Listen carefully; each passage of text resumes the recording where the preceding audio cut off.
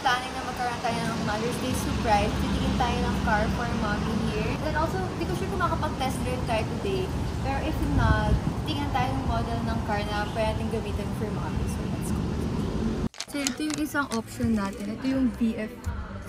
Pero I feel like mas magi kay mami yung VF5 talaga. So try na check natin yung VF5. Ito na yung VF5. Ito yung nakakuha ng attention ko kasi ang ganda ng interior niya. Yun yung una ko napansin. Ang ganda ng interior niya. Hindi siya mukhang masikip sa loob. Like, super luwag niya. Tingnan nyo naman guys yung pinakaganto. Ang ganda.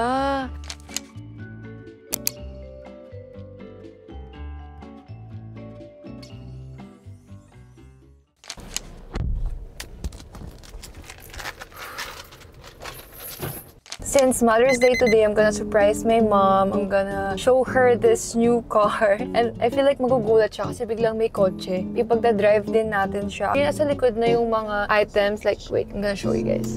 Okay, first, of course, we have flowers. Knowing mommy super love ng mga flowers. Meron din akong mga ni-ready na balloons. Ilalagay natin siya later. Also, magagawa din ako ng parang self-care kit. So, may mga items tayo here. Of course, I got her this women's Jordan na sandal kasi hindi siya ma-rubber shoes or ma-sneakers. But this one is perfect for mommy kasi it's pink. And then, super cute ng design niya. Very mommy. I'm gonna show you guys yung trunk kasi dun tayo mag-decor nito. While waiting kay mommy, sabi ko kasi mag-ready lang siya. Hindi niya alam kung anong gagawin. I'm gonna decor na yung trunk.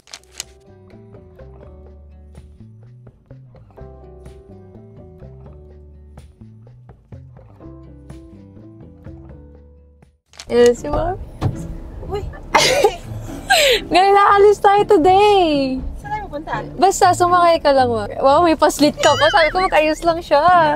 Punta ka sa likod, ma. May surprise ako sa'yo. Wow! Ano yun? Sa likod. Here, ma. Close your eyes muna. Ang feeling mo na close talaga yung eyes na, guys. Okay, ready? 1, 2, 3, open! God! Ang feeling! Happy Mother's Day! Wow, thank you! Tapos, ano yan? Find your treasure. Hanapin mo na yung treasure mo dyan, ma. Talaga ba? Hanapin mo na. Siyempre, may nakikita na ako dun. Ano? Ano Ito, nakikita mo? ito. Meron kang pink shoes. Ay, prepare na self-care kit. Ano masasabi mo sa surprise ko sa'yo, ma? Siyempre, maganda. Yes! I love it. Thanks to VinFast kasi ang laki ng space ng trunk nila. So, nagkaroon ako ng space. Nagkaroon ako ng space para maglagay ng surprise eme-eme kay mommy. So, happy Mother's Day, ma! Thank you! You know what? Q&A tayo, ma, habang nagda-drive. Sige, G. Ano yung favorite memory mo with me, man, growing up? Meron ba? Or baka wala? Ay, siyempre, isa dun yung pag-aayos ko sa inyo. Ako nag-makeup sa inyo. Oh, yeah. Kung meron ka ibibigay na advice sa akin, ma, for the future, ano yung advice na yun? Siguro yung pagiging humble lagi. Kahit nasa ka na ngayon, siyempre, kailangan isipin mo na hindi ka masyadong mapagmataas. So, since may bago tayong gamit na kotse today, we're actually using, guys, yung VinFast na VF5. So far, makamusta yung experience mo sa driving skills ko and also sa Siyempre, experience mo with this nakakatuwa car? kasi napapag-drive mo na. Yeah! And smooth yung ano natin, yung lakad natin. Yeah. Favorite feature mo sa VinFast VF5 natin?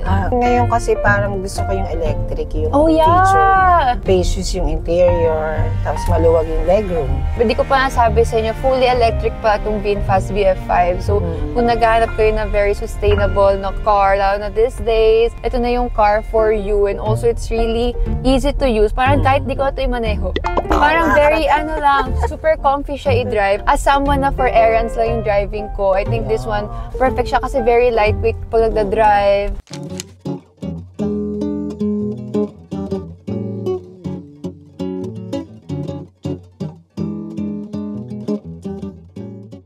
Okay, so today is Sunday and today gamit ko ulit yung VinFast VF5 kasi ito na yung nagiging car ko every time na may errands tayo para madali lang siyang dalhin kasi maliit lang siya and magaan i-drive. Actually, hindi ko siya na-share sa inyo kung ano talaga yung car na to. So, ito na yung pinili ko kasi aside sa electric nga siya, gusto ko din yung style niya and also yung size niya. Perfect talaga for me. I also share ko din sa inyo yung things na gusto ko sa car na to. Obviously, ang una kong talagang gusto dito, electric siya. So, yun yung isa sa mga factor din na kinonsider ko kasi wala na akong babayaran na gas kapag ito yung gamit ko. Plus, eco-friendly pa. Actually, na-amaze ako kasi meron siyang dalawang mode. So, pwede ako mag-eco mode if gusto ko yung parang chill driving lang. Yung lagi kong ginagawa, chill driving. Pero meron din siyang sport mode. So, parang kung feel ko, sobrang lawag naman ang dadaanan ko and gusto ko medyo mabilis, pwede ako mag-switch in just one click lang. Parang i-click ko lang siya here sa screen. Oh, by the way, super dali lang mag-navigate sa screen kasi 8-inch siya. So, ang laki niya. Pwede ko i-connect yung phone, yung Waze, yung music ko, like this. So, kapag nagda-drive ako and gusto ko ng music, madali lang siyang gawin. And of course, ang gusto ko dito, very spacious nga yung loob. As you can see, kasya kaming 5 dito. So, dito si Nicole, si Mommy, si Daddy, tapos sa likod, yung 3. So, very kasya, very spacious, kahit very compact yung car. Very na-appreciate ko yung space niya kasi kala ko pag maliit yung car, maliit din yung loob. Pero this one, ang luwag ng space. Like, hindi kami yung parang siksikat sa car. And guys, super dali lang niya i-on. Like, ito lang, automatic mag-on na siya or mag-off. Ito din yung na-appreciate ko guys. Meron siyang rear camera. So, pwede kong may check every time nagpa-parking ako.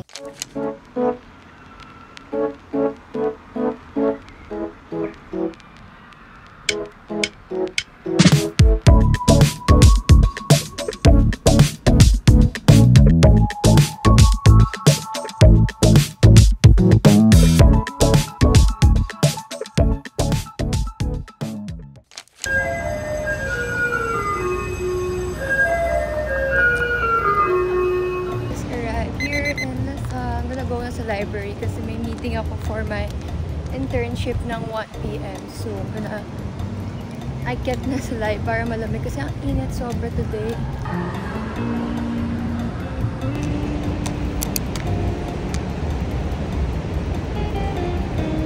Hanap lang ako ng chairs kasi may 15 minutes pa naman ako before mag-1. So, makakapag-meeting pa ako.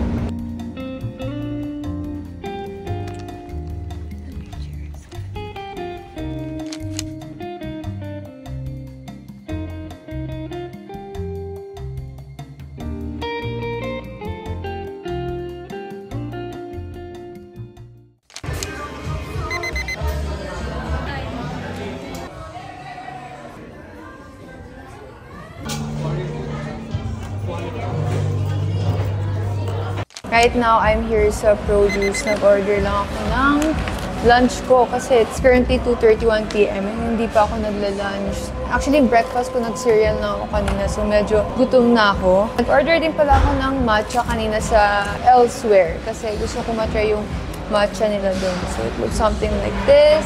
Pero gutom na ako, kaya dito ako sa Produce kasi super sarap ng food dito. Parang if naghahanap ka ng healthy food, tapos gusto mo after mo kain, busog na busog ka, go here kasi super sarap ng food and super sulit din. So here yung matcha na in-order ko. Let's taste. Yeah, masarap yung matcha nila. Hindi siya super sweet, hindi din siya super tabang or mapait. Sakto lang sa akin yung lasa niya. Mamaya babalik pa ako ng Lasal. Mamaya na ako mag-update sa inyo kung ano yung mga ganap po talaga this term. Kasi konti na lang yung subjects ko and internship na ako. So, medyo magkakaroon ng difference lang sa sked. But I'll update you guys later.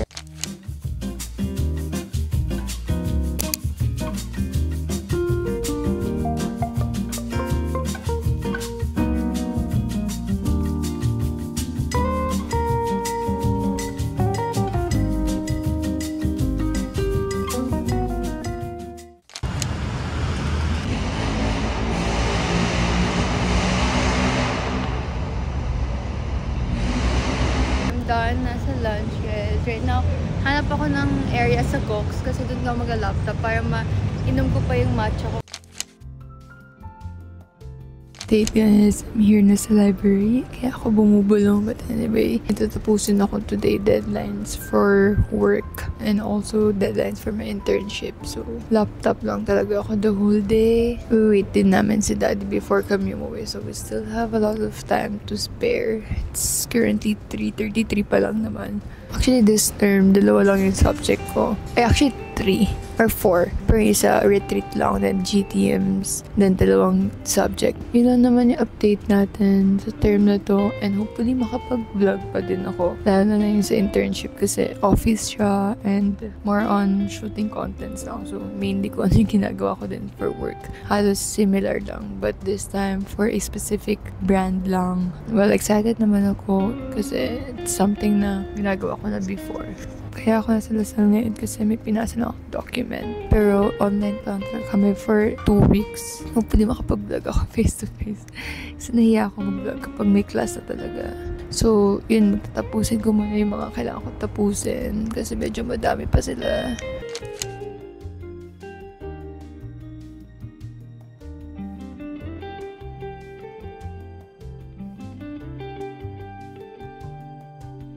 Okay guys, so update, it's 5:24 p.m. And dito na ako sa may Yuchenko kasi I found out na hanggang 5 p.m. lang pala yung Lasal today. I mean, until tomorrow kasi wala pa kaming face-to-face talaga. So, yun lang naman. Shinare ko lang naman.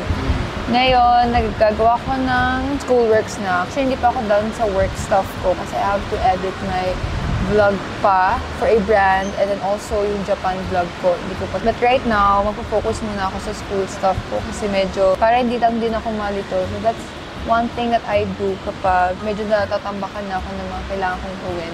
Inuuna ko muna yung mga easier tasks para ma-set aside ko na. Kasi unahin ko yung mahirap, tatagalan ako. So, unahin ko muna yung madali. Then, para mawala na agad sa to-do list ko. So far, yun lang naman yung mga gagawin ko today. Talagang school stuff and work stuff lang. Kaya din ako pumunta ng Lasal or nag-stay kasi once na umuwi ako, I feel like aantokin ako sa bahay. Next week, dalawa lang naman yung class ko. Tuesday ng 7:30 a.m. hanggang 12:45 na ako. So the rest of the day, meron akong internship. Every Tuesday, I feel like overtime ako sa OJT kasi kailangan may specific hours akong attendan. Hi vlog! 0.5. We're here in Japan! Guys, nandito kami sa PG's. Ano?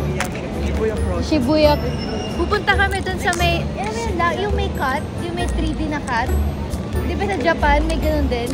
Yung original na cut. Magte-train lang kami going to Shibuya.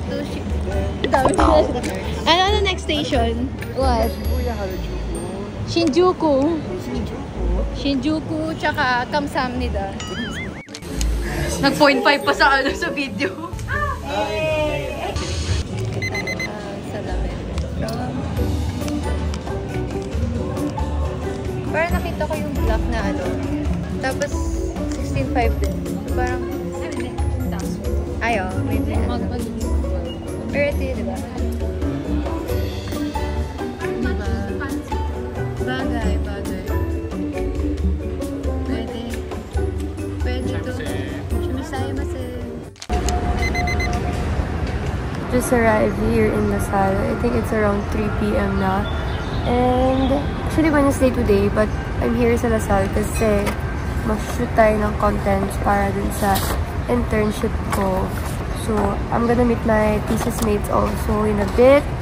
Actually, galing ako sa event, pero right now, mag-shoot kami ng content. Hindi ako sure kung makapag-vlog ako, but after this, I'm just gonna edit din yung i-shoot namin, plus edit din ako for work naman. So, I'll update you guys later kasi mag-stay din ako sa library mamaya. So, ang dami kong tatapusin.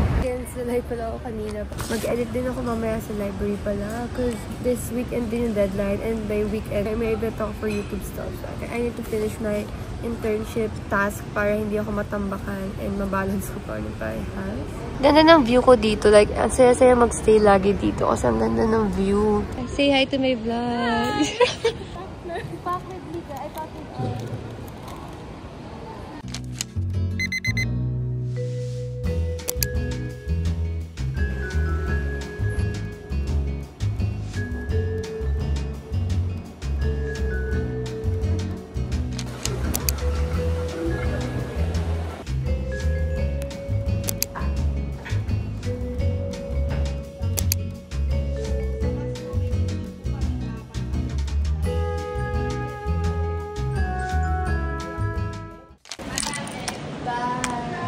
Done with my class. minutes na mag-shoot na kami ng content again for my internship.